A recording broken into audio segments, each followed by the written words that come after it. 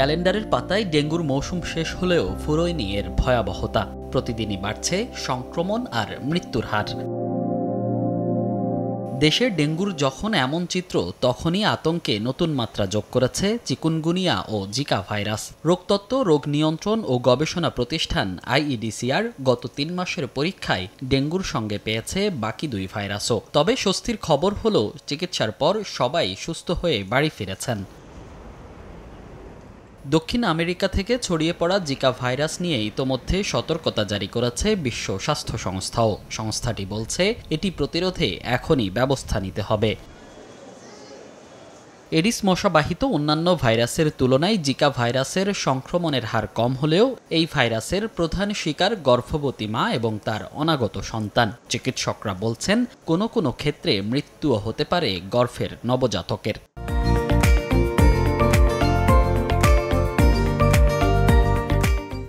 যদি প্রেগনেন্সিতে কেউ জিকা আক্রান্ত হয়, বিশেষ করে আর্লি ট্রাইমেস্টার অর্থাৎ প্রথম দিকে যদি জিকা আক্রান্ত হয়, সেক্ষেত্রে 5 to 15% প্রেগনেন্সিতে কনজেনিটাল অ্যাবনর্মালিটি হতে পারে। জিকার ক্ষেত্রে খুব মাইল্ড সাইন সিমটম হয়। হ্যাঁ, সাধারণত 2 থেকে 4 দিন জ্বর থাকে, কারো কারো ক্ষেত্রে র্যাশ থাকে, আবার অনেক সময় র্যাশ থাকেও না, হালকা একটু হয়তো বডি এক বা জয়েন্ট পেইন। তো দেখা যায় যে, এবং খুব তাড়াতাড়ি বলা যায় যে সিমটমগুলো আসলে সেরে যায়। সেক্ষেত্রে অনেকে দেখা যায় যে টেস্ট করতে আগ্রহী হয় না।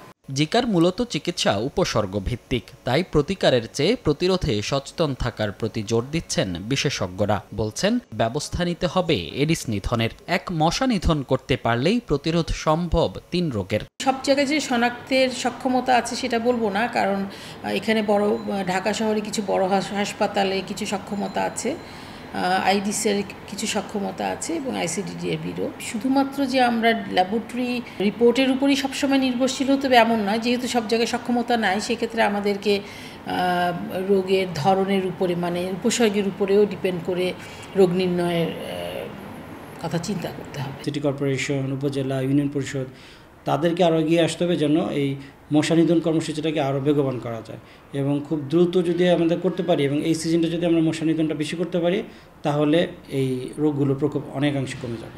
জিকা ভাইরাসে এখনও কারো মৃত্যু না হলেও 3 ভাইরাস একসঙ্গে ছড়িয়ে পড়ায় বাড়ছে কিছুটা উদ্বেগ। কিন্তু যার জন্য ছড়াচ্ছে এই আতঙ্ক, সেই এডিস মশা যেন উড়ে বেড়াচ্ছে এখনও নিশ্চিন্তে।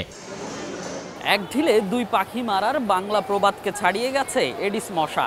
একসঙ্গে ছড়াচ্ছে 3 ব্যাধি। বছরের পর বছর ক্ষুদ্র এই কীটটি তার ভয়াবহ রূপ দেখাচ্ছে। প্রথমে ডেঙ্গু, এরপর চিকুনগুনিয়া, এবার জিকা ভাইরাস। আর কত ভয়াবহতা দেখানোর পর এই মশা নিধন সম্ভব? জানা আছে কি এই প্রশ্নের উত্তর? মনির হোসাইন, সময় সংবাদ, ঢাকা।